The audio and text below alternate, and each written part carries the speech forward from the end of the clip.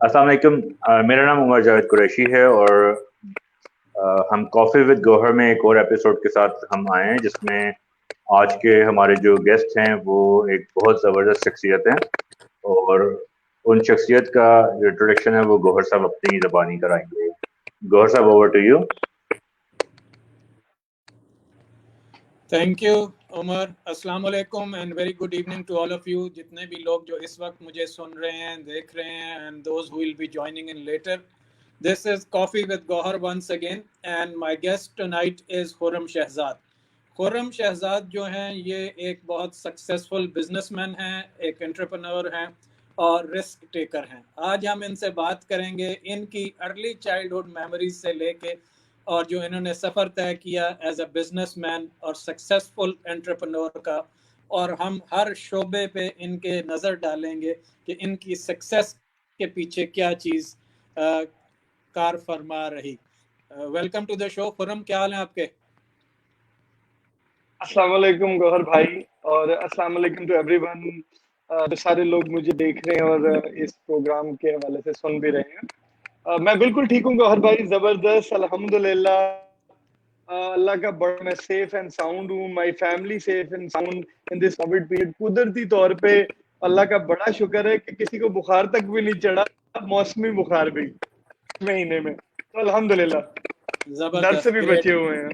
चलें जी, अच्छा है। हमारी दुआएं हैं कि ना सिर्फ आप बल्कि पूरा पाकिस्तान, पूरी दुनिया बची रहे इस पेंडेमिक से, और जितनी हम केयर कर सकते हैं, जितने हम SOPs फॉलो कर सकते हैं, उनको हम फॉलो करें।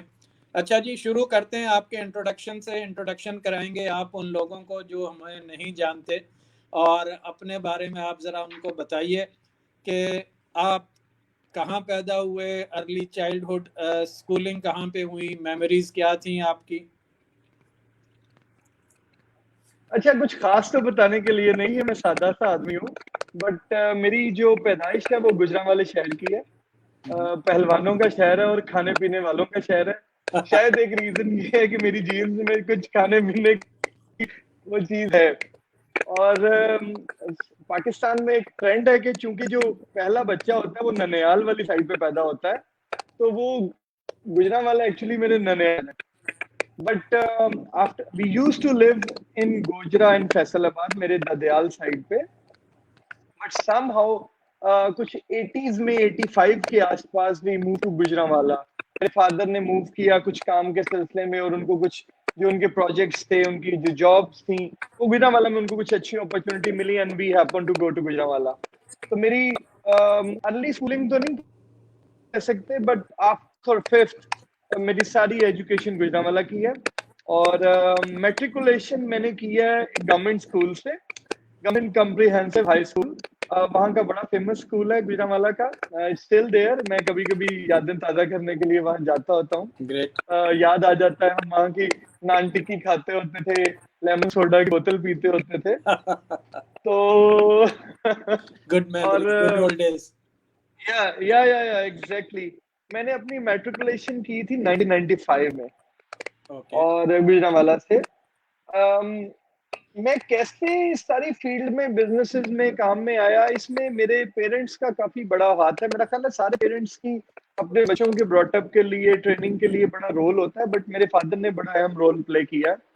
And what I have seen, my जितने मेरे दोस्त थे, क्लास फेलोज थे, आफ्टर मैट्रिकुलेशन, तो एक बड़ा ट्रेंड होता था उस टाइम पे कि आपने 3 महीने की साइंस की ट्यूशन करनी है and then you will go for FSC after matriculation.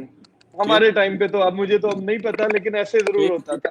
But my father said कि नहीं यार, तुम्हें ना कुछ प्रैक्टिकल करना चाहिए। एंड उनके दोस्त होते थे, उनका कोई बिजनेस था, एंड ही सेड कि यार तुम उनके पास चले जाया करो। एंड मुझे उस 3 महीने में पहली दफा जॉब करने का इत्तेफाक हुआ। मैंने ट्यूशन की बजाय जॉब की 3 महीने। ओके। और वो जॉब विदाउट पे थी। And I was more likely an office boy, जो ऑफिस में जाता था, उनके पास बैठता था, गपशप भी लगाता था, ऑब्जर्व भी करता था, थोड़े बिजनेस एथिक्स, ऑफिस के एथिक्स अंडरस्टैंड ना समझते हुए भी कुछ ना कुछ चीजें समझ आनी शुरू हो गई। हो सकता है मुझे अब एक्सप्लेन ना कर है कि उस वक्त मेरी एज क्या थी, मैं क्या समझता था, but somehow I'm sure I have learned a lot. ठीक, And okay, after that period मैंने इंटरमीडिएट के लिए जो एडमिशन लिया वो एफएससी में नहीं लिया. I happened to go for a diploma in business administration that was अच्छा, equivalent to intermediate. अच्छा, तो मैंने स्टार्ट बिजनेस एडमिनिस्ट्रेशन से किया. जब लोग एमबीए करते थे मैंने स्टार्ट बिजनेस एडमिनिस्ट्रेशन के इंटरमीडिएट से किया ओके, ओके, फ्रॉम गुजरावाला. तो जबरदस्त, वहां से मेरे अंदर एक बिजनेस की थोड़ी एक अर्ज, थोड़ी सेंस, थोड़ी एजुकेशन, थोड़ा डिफरेंट ट्रैक हो गया. उसमें मेरे फादर का रोल था, बट इवेंचुअली जिस ट्रैक पे उन्होंने मुझे डाला उससे छोटी छोटी भी होना शुरू हो गई कि ये शायद फ्यूचर हो सका. फिर उसके बाद मैंने फिर इंटरमीडिएट के बाद माय फादर सेड कि ये मैं बातें इसलिए कर रहा हूँ, मुझे लगता है कि ये शायद थोड़ी है बट शायद लाइफ में मेरी बड़ी इंपॉर्टेंट रोल प्ले किया है, कि लाइफ में रोल प्ले कर सकते हैं. प्लीज शेयर कीजिए. My father sent me to Lahore and we used to live in Gujranwala. कि यार तुम एक काम करो, stay there for 3-4 months ठीक, in hostel anywhere. मैं कहीं हेल्प करता हूँ, तुम कहीं ट्राई करो, कुछ नौकरी मिले इसी 3-4 महीने के दौरान, फिर एक प्रोसेस करो सीखने का. ठीक, मुझे एक जगह जॉर्ज टाउन में एक छोटा सा कंप्यूटर कॉलेज था, वहां मैंने रिसेप्शनिस्ट की 3-4 महीने. And I came back to Gujranwala. फिर मेरा बीकॉम शुरू हो गया और मैंने गुजरांवाला रीजन में मेरी डिस्टिंक्शन आई बीकॉम में. मुझे पंजाब यूनिवर्सिटी ने स्कॉलरशिप दिया बीकॉम में. मैंने पंजाब कॉलेज से बीकॉम किया था और उसके बाद मुझे एमकॉम में बड़े एडमिशन हो गया हेले में, बड़ी हायर पोजीशन के ऊपर. उन्होंने भी मुझे स्कॉलरशिप दिए पंजाब यूनिवर्सिटी ने. जबरदस्त. और इस तरह मेरी एजुकेशन हुई. साथ साथ मैंने एक प्राइवेट एमबीए भी किया प्रिंसटन यूनिवर्सिटी से. तो बीकॉम और बीबीए भी किया. So BCom, BBA, MBA as well. जबरदस्त. अच्छा, जब मैंने बीकॉम कर लिया ना तो वो भी इम्पोर्टेंट चीज है. हमारे उस वक्त गुजरांवाला में कोई जॉब अपॉर्चुनिटीज खास नहीं होती थी और ना ही कुछ एजुकेशन का, वहाँ यूनिवर्सिटी भी नहीं थी कोई. ये तो बड़े कैंपसेस बन गए ना पंजाब यूनिवर्सिटी के, वहाँ कोई यूनिवर्सिटी भी नहीं थी. यूनिवर्सिटी में एडमिशन हुआ ना, मैं लाहौर आ गया और इवेंचुअली हमारी पूरी फैमिली लाहौर शिफ्ट होगी. कि नहीं मतलब अब मेरे फादर का चूंकि रिमोट बिजनेस ऐसा था कि उनको पूरे पाकिस्तान में ट्रैवल करना पड़ता था, तो वो उनके लिए लाहौर और गुजरांवाला एक जैसा ही था. हम लाहौर शिफ्ट हो गए. ओके, मैं थोड़ी कट शॉर्ट करूंगा स्टोरी. मैंने ट्राई किया जॉब के लिए और मुझे पेस में जॉब मिल गई 4 घंटों के लिए. ओके, एक आयल में मैंने एज अ सेल्स बॉय काम करना होता था. एंड आफ्टर दैट मुझे उस जगह पता चला कि पिज्जा हट में हायरिंग हो रही है, जिनको बी कॉमर लोग चाहिए कैशियर्स के लिए या सुपरवाइजर्स के लिए. और डिफेंस वाली ब्रांच खुल रही थी. इट वाज लाइक 1999 की बात है समवेयर. ओके, ओके, मैंने इंटरव्यूज दिए, चीजें की, कुदरती तौर पे मेरी वहां जॉब होगी और मैंने this is how my food career started. ठीक, ठीक. आपका इंटरेस्ट वहां से डेवलप हुआ, आपका फूड चेन में डेवलप होना शुरू हुआ. और हाँ, फूड चेन में. और मैंने कुछ 1-1.5 साल यहाँ काम किया, साथ मेरी एजुकेशन कंप्लीट हुई. कुदरती तौर पे मुझे थोड़े कुछ फाइनेंशियल क्राइसिस आए फैमिली में. कुछ I happen to go to, मुझे दुबई जाना पड़ा. ओके, कि यार कुछ घर वालों का सिस्टम अच्छा करे, कुछ मेहनत करें, बाहर निकले. एंड मैं वहाँ काफी जगह पे ट्राई की जॉब की, बट मुझे जॉब कहीं नहीं मिली. पिज्जा हट ट्राई की, मुझे पिज्जा हट में फॉरेन जॉब मिल गई. ओके, तो I stayed there in Pizza Hut. मैंने वहाँ एज अ कैशियर स्टार्ट किया और मैं मैनेजर हो गया वहाँ, शिफ्ट मैनेजर, कोई 3-4 सालों में. Okay, Then again for family I had to come back to Pakistan in 2004. अच्छा, 2004 में जब आता हूँ पाकिस्तान तो मैंने ऐसे जॉब के लिए सर्च करना शुरू किया तो लिंकअप्स हो जाते हैं. मुझे दोबारा पिज्जा हट ने as a restaurant manager approach कर लिया. Is a good salary, is a good designation कि आप बाहर से आए हैं, got international trainings and all. I've joined Pizza Hut. अब now सफर स्टार्ट हुआ था as a crew member, as a cashier from 2000 and 2007 तक की बात आ गई and I became the restaurant general manager cum multi unit manager. I used to run 2 branches, पहले माल रोड और station branch and then eventually Gulberg की branch, और जो दूसरा गुलबर्ग का डेल्को ब्रांच, डिग्री वाली ब्रांच खुली, वो वाली ब्रांच. जबरदस्त. तो this is how I was in food business. 7-8 साल एक कंपनी के साथ, पहले पाकिस्तान, फिर दुबई और फिर पाकिस्तान सिलसिला चलना शुरू हुआ. मुझे मतलब एक तो इंटरेस्ट पैदा हो गया थोड़ा फूड में, शुरू से ही मुझे लगता था कुछ खास है, और मजा आना शुरू हो गया, मैं एक्सेल भी करना शुरू हो गया. जबरदस्त. फिर मुझे एक कंपनी से अपॉर्चुनिटी मिली, नया ट्रेंड आया, Makro Metro group, cash and carry. वहां मुझे बड़ी अच्छी पोजीशन पे फ्लोर मैनेजर की पोजीशन ऑफर हुई, double the salary, international company, international trainings and all exposure था. आई वेंट टू मैक्रो, मैंने work there 1.5 or 2 years. Then फिर एक रिटेल कंपनी के साथ मैंने सी फैम ग्रुप के साथ मैंने नेशन वाइड काम किया as a retail excellence manager, जो ऑपरेशन एक्सेलेंस और सर्विसेज और इन चीजों पे काम करता है. I used to work for a good time. So this is how my food and experience get on. और चीजें आगे चलती चली गई. आपने कुछ अर्सा के बाद ये बात है, आपने कब ये मैं डिसाइड किया? मैं आपको बताता हूँ जी. 2003 की बात है, 13 और 14 की समहाउ. मैंने एक इंटरनेशनल कॉफी चेन थी, उनको असिस्ट किया फॉर द पाकिस्तान, उनके ऑपरेशंस में ओपनिंग के लिए. एंड वो प्रोजेक्ट मैंने स्क्रैच टू ओपनिंग तक सारा उसको हैंडल किया. The Bengal bar coffee house. अच्छा, वो फॉर्चुनेटली और अनफॉर्चुनेटली यहाँ नहीं चल सका. दुबई मॉल में, इधर उधर अबू धाबी में उसके बैठा है, आयरलैंड की वो चेन है. अच्छा, बट उस प्रोजेक्ट के बाद मुझे रियलाइज हुआ कि बिजनेस को from the scratch till opening भी हैंडल कर सकता हूँ.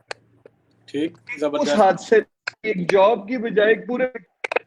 देन आई हैव रियलाइज्ड कि नहीं यार, ये वाला जो प्रोजेक्ट किया है ना इन सारी जॉब्स के बाद, ये मेरा ख्याल है फाइनल ट्रेनिंग्स थी मेरे सारे करियर की.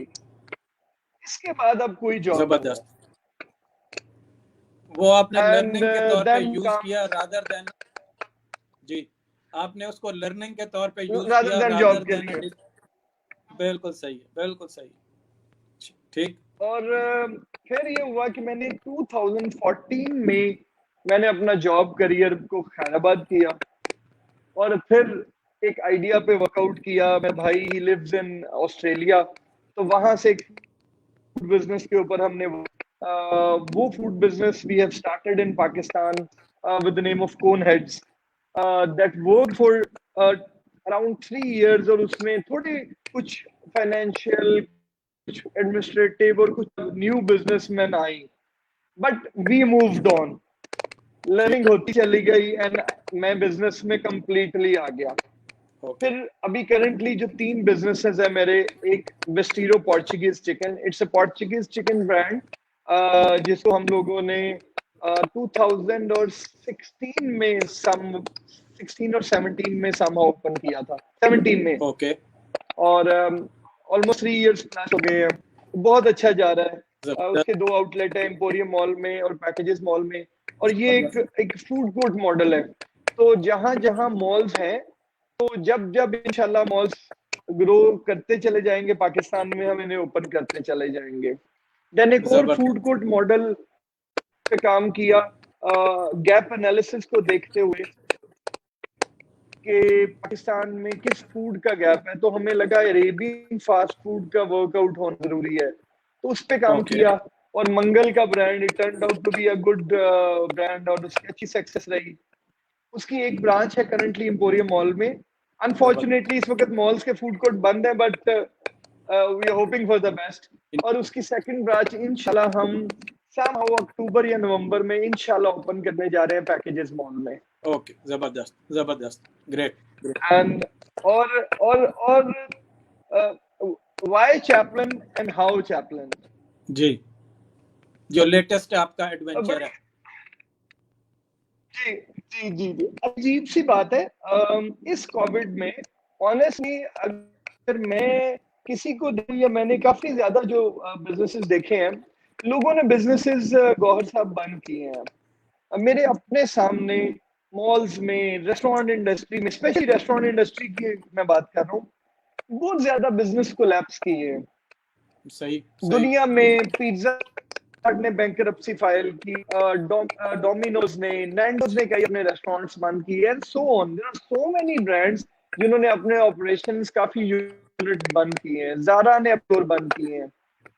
और हमारे लिए भी इतना ही टफ, मेरे दोनों ब्रांड्स जिनकी ब्रांचेस, दो ब्रांचेस हैं और वो बंद पड़ी हैं, 4 महीने से कोई काम नहीं है। एंड देन वन डे मेरे दिमाग में एक आइडिया आता है कि नहीं यार, कुछ करना है, we have to do this. मुझे एक लोकेशन समझ आती है। मतलब ये idea somehow it was a location based idea. Okay okay. वो मजाक की बात है ना, पेडल हाथ में आया बंदे के, उसने कहा मैं इसमें साइकिल फिट करा लेता हूँ। ठीक ठीक ठीक। लेकिन ये बहुत इंपॉर्टेंट चीज है बिजनेस में जो आप रन करते हैं, टाइप ऑफ बिजनेस। वैसे तो जितने भी रिटेल आउटलेट्स होते हैं उसमें लोकेशन बहुत वाइटल रोल प्ले करती है बिजनेस की सक्सेस में। आपने जहां पे ये खोला वो उसके बारे में जरा बताइए कि आपके क्या जहन में क्या था उसके बैकग्राउंड में। मैं बताने लगा हूँ। लाहौर में एक जगह है, उसे कहते हैं ठोकर न्याज बेग। बड़ी फेमस जगह है क्योंकि मोटरवे का एग्जिट पॉइंट है ये। लाहौर का सारा ट्रेवल यहाँ से होता है। This is the last exit of Lahore, entry and exit point. It's the gateway of Lahore. बिल्कुल बिल्कुल। वहां ऑलरेडी 2 बड़े रेस्टोरेंट ब्रांड्स हैं, एक हार्डीज और एक KFC, just opposite to the NAB office. NAB office is very famous due to all the politics nowadays. तो वहां बड़ा मीडिया शीडिया चीजें होती हैं। तो this is just exactly opposite to the NAB आपको ऑफिस। वहां पे नैब वालों को मुफ्त नहीं खाना खिलाना पड़ जाता चूंकि आपने रेस्टोरेंट साथ खोल नहीं, दिया? मुझे लगता है नहीं, मुझे लगता है it's a good business opportunity. There are so many people who come to NAB and people accompany them, तो अच्छा है, लोग आते जाते रहेंगे। जिन्होंने अंदर जाना होता है वो अंदर चले जाते हैं और जो बाहर बैठे रहते हैं वो आपके रेस्टोरेंट जिन्होंने बाहर जाना है वो खा पी के बाहर चले जाए। तो लोकेशन जब मुझे नजर आई तो मुझे लगा कि ना यहाँ ट्रेवलर बहुत ज्यादा है जो लाहौर से ट्रेवल करता है। तो इट्स ऑन अटक पेट्रोल स्टेशन। और पेट्रोल स्टेशन पे पाकिस्तान में बाहर चीजें आपको बड़ी मोटल्स, इस तरह के कैफेज और इस तरह की चीजें आपको नजर आएंगी, लेकिन पाकिस्तान में पेट्रोल स्टेशन के ऊपर बहुत बोरिंग कॉन्सेप्ट है। बिल्कुल सही है, वेरी बोरिंग, बिल्कुल सही। जनरली मतलब एक टक शॉप होती है, आप अंदर जाते हैं, बड़े बेदिली तरीके से चीजें खरीदते हैं और आ जाते हैं। तो जब ये जगह सामने आई तो मुझे लगा कि ना मॉडर्न कॉन्सेप्ट पे काम करना चाहिए, नंबर 1। नंबर 2, लोगों की नीड को सामने है। तो चूंकि यहाँ से लोग ट्रैवल करते हैं तो उनको कुछ हेल्दी और हाइजीनिक, वो प्रोडक्ट हैंडी होनी चाहिए जो गाड़ी में खाई जाते हैं इजीली। और उसके साथ साथ ड्रिंक चीजें, फिर उसके ऊपर मैंने पूरे मेन्यू को ऊपर वर्कआउट किया। एंड अल्हम्दुलिल्लाह it turned out to be a great success. बड़ी अल्लाह का बड़ा करम है, अल्हम्दुलिल्लाह बहुत शानदार कॉन्सेप्ट निकला है। मुझे बहुत ज्यादा लोगों ने प्रेज किया है कि जिन लोगों ने विजिट किया या उस पिक्चर्स या वीडियोस देखी हैं कि इट्स अमेजिंग। किसी जगह से नहीं लगता कि ये एक पाकिस्तानी कॉन्सेप्ट है या किसी पाकिस्तानी कॉन्सेप्ट बनाया। और उसकी प्रोडक्ट लाइन बड़ी शानदार है। मुझे लग रहा है कि लोग बोर नहीं हो जाएंगे, इतनी हम बोरिंग बातें कर रहे हैं। नहीं, ये लोगों के लिए बहुत ज़्यादा इंस्पिरेशनल है। एक तो आपकी सक्सेस स्टोरी कि आपने कहाँ से सफ़र शुरू किया और कैसे आप बिजनेसमैन एंटरप्रेन्योर बने और कैसे आपने मुख्तलिफ चीज़ों में रिस्क लिया। लेकिन आपके जितने भी रिस्क थे बड़े कैलकुलेटेड थे और आपने उससे पहले आपने काफ़ी उसके बारे में रिसर्च की, अंडरस्टैंड किया बिजनेस को, फिर उसमें आपने जंप इन किया, ऐसे ही आंखें बंद करके नहीं किया, विच इज़ वेरी गुड। अभी जो आपका जो लेटेस्ट ये जो चैपलिन बेकरी कैफे है मुझे जानने का तो इत्तेफाक नहीं हुआ, बल्कि इत्तेफाक से मैंने आपका कोई भी रेस्टोरेंट अभी तक विजिट नहीं किया। इंशाल्लाह नेक्स्ट टाइम जब मैं लाहौर आऊंगा तो विजिट हमारी करेंगे। मुलाकात हुई थी लास्ट टाइम। जी जी जी जी जी जी, जी जी। इंशाल्लाह। तो वो उसमें ये है कि मैंने जो मेन्यू देखा है वो बहुत अच्छा आपने सेलेक्ट किया है। उसमें फ्रेश जूसेस भी हैं, उसमें लोगों के लिए कन्वीनियंस शायद ये है कि वो पैक कराया और उन्होंने उसी वक्त कार में जाके बैठ गए। फैमिली के लिए सबसे इजी यही है कि वो निकलते हुए लाहौर से उन्होंने पिक कर लिया। ये शायद probably this exactly is the unique selling point. Exactly. वहाँ पे उस एरिया में कोई शायद नहीं है, शायद एक आध कोई और फास्ट फूड है वहाँ पे, लेकिन ये है कि शायद आपका ये यूनिक है कि उसमें जूसेस भी हैं और अदर वो कॉफ़ी भी है। तो वो एक उसमें आपने कॉफी है, डोनट्स हैं, ब्राउनीज हैं, केक स्लाइसेस हैं, फिर रैप, सैंडविचेस, बर्गर्स हैं। तो ये वो सारी एक कस्टमर को कन्वीनियंस के साथ जब आप ट्रैवल के दरमियान ये प्रोडक्ट मिलती है ना, तो मेरा ख्याल हो मैं भी एज अ कस्टमर ट्रैवल करूं तो मुझे सम फील होता है कि मुझे ऐसी ही कुछ चीजें चाहिए। तो सही दिस है। इज हाउ ये आइडिया आया। ये आइडिया मैंने डिस्कस किया आपके साथ। He lives in Australia. मैंने कहा यार ये आइडिया है, I think we should do this. ये लोकेशन है, इस पे कुछ ना कुछ करना चाहिए। मैं और फिर थोड़े आइडियाज एक्सचेंज होना शुरू हुए, क्योंकि other part of the world में होती हैं। वहां से आपको कुछ और चीजों का, नई चीजों का आइडिया होता है। मैंने और फिर my younger brother, we start sharing our ideas and we started doing the concept work and all that. And फिर अल्हम्दुलिल्लाह चीजें डेवलप होना शुरू हुई और फिर एग्जीक्यूशन शुरू हुई। और अब माशाल्लाह चैपलन इज रनिंग। और जबरदस्त। आप ये देखें, मैंने ये वाला जो कॉन्सेप्ट है, हमने बात शुरू की थी कोविड के हवाले से कि जब जी कंपनियां, जब रेस्टोरेंट्स बंद हो रहे हैं, तो it was a huge risk to do this kind of a business. But I had a belief कि right. There is always an opportunity और there is always a light in the dark. आपको you have to find a way. आपको ये नहीं हो सकता कि अल्लाह ताला सारे रास्ते बंद कर दे, ये पॉसिबल नहीं है। एक बिल्कुल दर सही। बंद है, 100 दर खुले हैं। तो बिल्कुल मैंने सही। ये सोचा कि जब जब कुछ कर रहे लोग तो मुझे काम करना चाहिए। आई वॉज क्वाइट, यकीन करें पहले 2-3 महीने बड़ी फ्रस्ट्रेशन में गुजरे हैं, जो मेरा ख्याल पूरी दुनिया में बिल्कुल लोगों के गुजरे हैं पेंडेमिक में। लेकिन थोड़ा बिल्कुल अपने आप सही। को मोटिवेट किया कि नहीं, कुछ करना है, काम करना है, आगे निकलना है। और मेरा ख्याल है वही चीज ये सामने लेके आई है। गौहर साहब, रेस्टोरेंट बिजनेस किसी भी कॉन्सेप्ट को बनाने में ना कम से कम 2 से 3 महीने, 4 महीने चाहिए होते हैं। आपने कुछ भी बिल्ड करना। Can you imagine, from the idea okay. Till opening it took me 1 month only. Idea आता जबरदस्त है, जबरदस्त, जगह ग्रेट। आती है, हर काम साइमल्टेनियसली किया। और ठीक ठीक। अल्लाह ताला ने उसमें कामयाबी दी है हर जगह। मैंने जहां जहां जिस चीज की जरूरत हुई, मैं अपनी टीम को कहता था कि यार ये काम शुरू किया तो फंस नहीं रहा, काम कोई मसले ही नहीं आ रहा, सारे काम सीधे सीधे हो ही जा रहे हैं। मतलब सही है सही आर्किटेक्ट है लगाया वो भी ठीक हो रहा है, कॉन्ट्रैक्टर सही है लगाया वो भी ठीक हो रहा है, प्रोडक्ट बनाई है वो भी सही बनी, प्राइसिंग की वो भी सही होगी, लोगों को चीजें भी समझ आ रही हैं, तो सब कुछ हो रहा है। तो सही ये है कैसे हो सकता है? लेकिन बात सही फिर है। वही है कि जब अल्लाह ताला ने सीधियां डालनी हो तो फिर क्या फर्क पड़ता है। बिल्कुल ठीक। अच्छा जनाब, अब बात करते हैं कोविड-19 के जो है इस पेंडेमिक के तनाज़ुर में, ख़ास तौर पे आपको जब ये आपके जो रेस्टोरेंट्स हैं, बिस्टिरो जिसमें चिकन है, पोर्चुगीज चिकन, जिसमें मंगल आपका रेस्टोरेंट है, चैपलिन तो अभी आपने खोला है कोई 1-2 महीने पहले। तो आप ये बताइए जी कि जी। आपका स्टाफ, जो इतना सारा स्टाफ था इन रेस्टोरेंट्स का, उनका आपने क्या किया और उनके लिए आपने क्या सोचा? मैं आपको बताता हूँ, जब ये चीजें स्टार्ट हुई ना, अराउंड 2-2.5 month आप ये कह लें, we use to give them salary. अभी पहले महीने सैलरी दी, फिर अगले महीने थोड़ी कम सैलरी दी, फिर उससे अगले महीने 25% सैलरी पे लेके गए। फिर मैंने लोगों को राशन देना शुरू किया, अपने स्टाफ को। ये कलेक्टिवली सारी चीजें 2-3 महीने चलती रही। ठीक क्योंकि एक होप थी कि अब खुल जाएगा, फिर उससे आगे खुल जाएगा, फिर खुल जाएगा।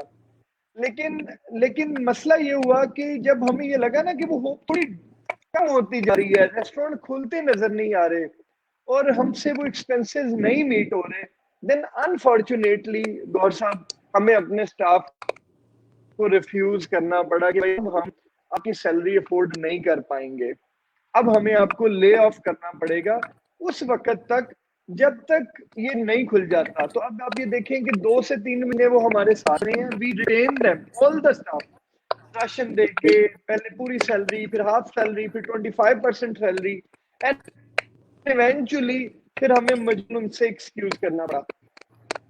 अच्छा, but still we managed to keep them with the contact, किसी की कॉल आ जाए, किसी की हेल्प करनी हो, on the other hand salary के अलावा we tried our best, I tried my best कि टीम एंगेज रहे किसी ना किसी तरीके, लेकिन somehow हमारे हाथ भी उठाए गए और हमें मजबूरन उनसे ये कहना पड़ा कि यार हम माँ बाप को अफोर्ड नहीं कर पाएंगे। अच्छा, अब आपसे जो चीज़ मैं शेयर करने जा रहा हूँ वो मेरा जो पर्सनल एक्सपीरियंस है यहाँ दुबई का और इवन सऊदीया का, वो ये है कि यहाँ पे उन्होंने रेस्टोरेंट्स और कॉफ़ी शॉप्स को ओपन कर दिया, और ओपन इस तरह से किया है कि उन्होंने सोशल डिस्टेंसिंग वो जो है वो मेंटेन की हुई है। जो रेस्टोरेंट्स हैं, जो कैफ़ेज़ हैं, जो कॉफ़ी शॉप्स हैं, उसमें ऑल्टरनेट टेबल का कॉन्सेप्ट है, समझ लें एक किस्म का। एक टेबल इंगेज है और एक जो है उन्होंने वो क्लोज की हुई है, उसके ऊपर मार्क्स लगा के और उसको वो नहीं ओपन करते फॉर डाइनिंग और इवन फॉर सिटिंग पर्पसेस। आपने जो है वो अगर ऑर्डर भी प्लेस किया है तो आप कार में बैठे हैं उतनी देर तक, टेक अवे ले जाएं आप वहाँ से। रेस्टोरेंट के अंदर, कैफ़े के अंदर, कॉफ़ी शॉप के अंदर वो तकरीबन कोई 35 to 40% डेफिनेटली मेंटेन कर रहे थे शुरू से। अब तकरीबन वो 50% ऑक्यूपेंसी जो है इवन इनसाइड वो मेंटेन कर रहे हैं। और जिनके पास वो अपॉर्चुनिटी है कोर्ट यार्ड की या बाहर बैठने की या टेरेसेस की, वहाँ मोर देन 50% जो है वो उसको ओपन कर रहे हैं। ये तो एक एस्पेक्ट है। अच्छा, दूसरा जो है वो वेडिंग हॉल्स के सिलसिले में भी उन्होंने ये किया है कि उन्होंने लिमिट लगा दी, 50 की किसी पे लगा दी है, किसी पे 100 की लिमिट लगा दी है, और वो डिस्टेंसिंग कर दी है वहाँ पे। जैसे वेडिंग हॉल्स में वो साइड बाय साइड बैठते थे, अब वो ख़त्म कर दिया। राउंड टेबल पे उन्होंने एक फैमिली को अलाउ किया है, एक राउंड टेबल एक फैमिली के लिए, और वो राउंड टेबल्स भी स्कैटर्ड हैं पूरे हॉल में। फॉर एग्जांपल अगर किसी हॉल में 500 की कैपेसिटी है तो उन्होंने 100-150 के करीब अलाउ किया। तो क्या ये चीज़ें करके पाकिस्तान में रेस्टोरेंट्स ओपन नहीं हो सकते, वेडिंग हॉल्स ओपन नहीं हो सकते, अगर ये SOPs फॉलो किए जाएं, इस तरह से ख्याल किया जाए? मेरा ख्याल है गौर भाई अब बिल्कुल ठीक बात कर रहे हैं। पूरी दुनिया में इस वक्त, अमेरिका में, यूरोप में और इवन मिडल ईस्ट में अब इस तरीके से सोशल डिस्टेंसिंग के साथ और 50% ऑक्यूपेशन के साथ रेस्टोरेंट्स ओपन हो रहे हैं, और स्पेशली आउटडोर डाइनिंग जो है उसको बड़ा उन्होंने प्रमोट कर रहे हैं, ताकि जो प्रॉब्लम आ रही है ना एयर कंडीशनिंग की वजह से काफी ज्यादा उसका इशू है जनरली, तो ताकि उससे अवॉइड किया जाए, और ये परमिशंस दुनिया में मिली हैं और काम हो रहा है। मुझे लगता है पाकिस्तान में भी अब ये चीज शुरू हो चुकी है। गवर्नमेंट लेवल पे हमारी जो एसोसिएशंस हैं काफी ज्यादा, लाहौर रेस्टोरेंट एसोसिएशन है, लाहौर रेस्टोरेंट यूनिटी है, इस्लामाबाद रेस्टोरेंट एसोसिएशन है, Pakistan all Pakistan restaurant association हैं। उन्होंने अपने अपने जगह पे, अपने अपने शहरों में, अपने अपने लेवल पे हर गवर्नमेंट की मिनिस्टर से, ऑफिशियल से, हाई ऑफिशियल से, मिनिस्ट्रीज, सब जगह बात की है, including me myself. I've been present in certain meetings जो चैम्बर ऑफ कॉमर्स में हुई हैं, और मैंने, चूंकि मेरा बिजनेस ज्यादा फूड कोर्ट्स में था, तो मैंने मॉल्स को रिप्रेजेंट किया है, फूड कोर्ट को रिप्रेजेंट किया है। कुछ वीडियोस हैं पर उनको किया गया है ताकि हम रेस्टोरेंट्स के अलावा फूड कोर्ट की भी बात करें, क्योंकि फूड कोर्ट की कोई बात नहीं कर रहा था। तो हमने बिल्कुल कहीं ना सही है। कहीं काफी लेवल्स पे मुख्तलिफ एसोसिएशन ने और मैंने बड़ा पुश किया है, और होपफुली इंशाल्लाह मुझे ऐसा लगता है कि विद इन 15 days और right in the next month, starting next month, हम अल्लाह के हुक्म से रेस्टोरेंट डाइनिंग के लिए खुल जाएंगे फ्रॉम सितंबर। जबरदस्त।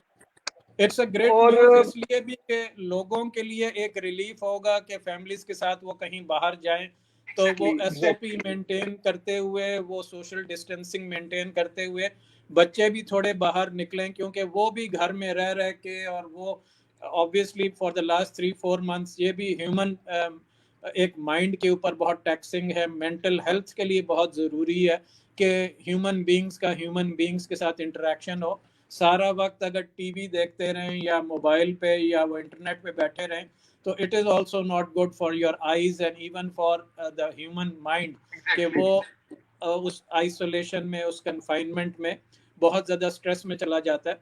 फूड कोर्ट के सिलसिले में जो मैंने ऑब्जर्व किया यहाँ पे मिडल ईस्ट में, यहाँ पे उन्होंने ये किया है कि उन्होंने टेबल्स रिमूव कर दी हैं और उनको वैसे ही डिस्टेंस कर दिया कि ना टेबल होगी ना लोग उस पर बैठेंगे।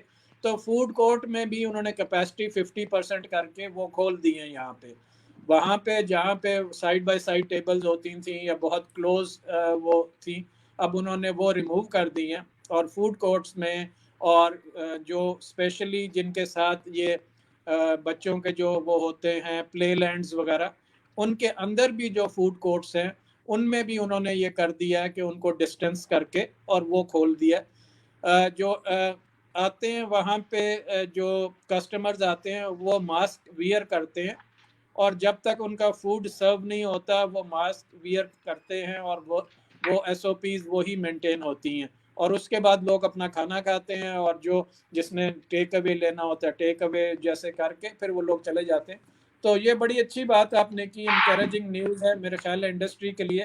तो उस सिलसिले हाँ में जी, आप कोई सिफारिशात, कोई गाइडलाइंस देना चाहेंगे अपने कोलीग्स को, अपने जो लोग इस रेस्टोरेंट इंडस्ट्री में हैं वो क्या करें?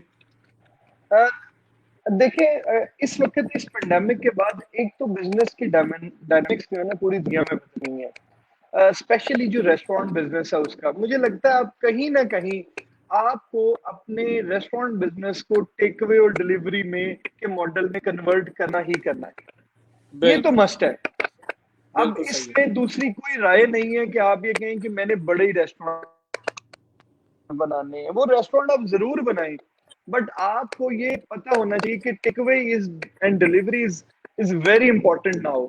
और ये अब प्रोलॉन्ग करेगा ये वाला सिस्टम, लोगों को इसकी अब हैबिट एक डेवलप हो गई है। अगर मैं आपको अपनी एक बिल्कुल मिसाल, रिसेंट जो चैपलन कैफे है वो उसको मैंने डेवलप ही इस कॉन्सेप्ट पे किया है कि it's on the go, it's take away only, there is no dine in inside, it's just one sitting and there is no dine in, you have to grab your food, take it away and go. Or if you want to have it, park your car. The guy will be outside, will give you take your order and will give you the food in the car, and you can have the dine-in in the car. That is all. And every packaging is a disposable packaging, neat and clean, okay. healthy food, good packaging is हो रही है, and that is all. आहिस्ता business आप apps के ऊपर shift करें, WhatsApp के ऊपर शिफ्ट करें, बिजनेस व्हाट्सएप आ गया है, फिर delivery apps, it's very common nowadays. तो इस साइड पे काम करना, that's what I tried now, कि लेट्स सी क्या होता है, और मुझे उसका रिजल्ट ठीक आ रहा है। अब ये it's a very small place, somehow 300 square feet का ये कैफे है जो मैंने डेवलप किया है विदाउट सीटिंग, और लोग आ रहे हैं, चीजें लेके जा रहे हैं, बस दैट्स ऑल। तो कहीं ना अच्छा कहीं हमें इस बिजनेस को ऐसे कन्वर्ट करना अच्छा, पड़ेगा। एक और और दूसरी चीज बात, जो, थोड़ा कोविड के हवाले से, जी जी जी, इसी में एक चीज जो मैंने बाहर देखी है, यूरोप में, अमेरिका में, कनाडा में, वहाँ पे अगर आपको आइडिया हो तो वहाँ पे डोनर कबाब का एक कॉन्सेप्ट है, या वो जो ट्रक्स के अंदर या वो उसके अंदर मिनी वैन्स के अंदर वो साइड पे उनके वो ओपनिंग जी होती जी है। जी, वो पाकिस्तान में अभी कॉन्सेप्ट शायद नहीं आया कि वो हाँ जैसे wheels on wheels type. On the wheels type. Pakistan में जो है वो रेडी का और वेंडर शॉप का तो कॉन्सेप्ट है, लेकिन वो मुझे पिकअप ऐसा लगता है ट्रक्स, कि आइसक्रीम ट्रक्स का नहीं वो आया अभी पहले तक। गौर साहब कुछ अरसा पहले वो आया था, मुझे लगता है उसकी टाइमिंग वो गलत थी। ओके अब I think it's the right time to bring food on wheels, क्योंकि जी, अब लोगों को टेक अवे करना है और आपको अपनी कहीं ना कहीं कुछ डेस्टिनेशन खास पे खड़े होना है, और फिर कुछ अरसा उस ट्रक को, उस वैन को आप चलाएं, तो मेरा ख्याल है वो अच्छा चल सकता है। It's a very good idea I guess. इसके ऊपर दोबारा किसी ना किसी को मैंने काम करना एक जो चाहिए। मैंने जो लाहौर में एक बड़ा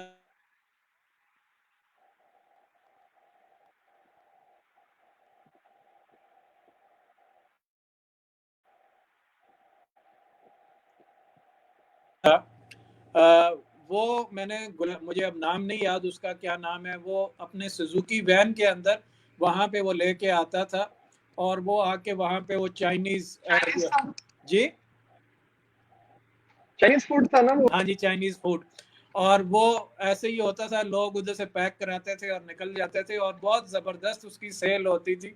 मैंने कभी उसको खाली बैठे हुए नहीं देखा, हमेशा तो जब भी अभी मैं भी उधर से मेन गुजरा या मार्केट में एक है, एक वो मेन मार्केट में अभी भी है, और एक शादमान मार्केट में वो वैन अभी भी लगाते हैं, और जी जी इंटरेस्टिंग है वो, पीपल लव इट। हाँ बिल्कुल, वो छोटे लेवल पे है। जरा बड़े लेवल पे अगर ट्रक्स ले लिए जाएं जो हैं ही पर्पस बिल्ट इस मकसद के लिए, जिनके साइड पे विंडो होती है और सर्विस वहां से होती है, और इनसाइड उनका किचन होता है, बहुत हाइजीनिक किस्म के उनके कॉफी मशीन्स भी होती हैं, सारी चीजें होती हैं जैसे बाहर आपने देखा होगा वो ट्रक्स।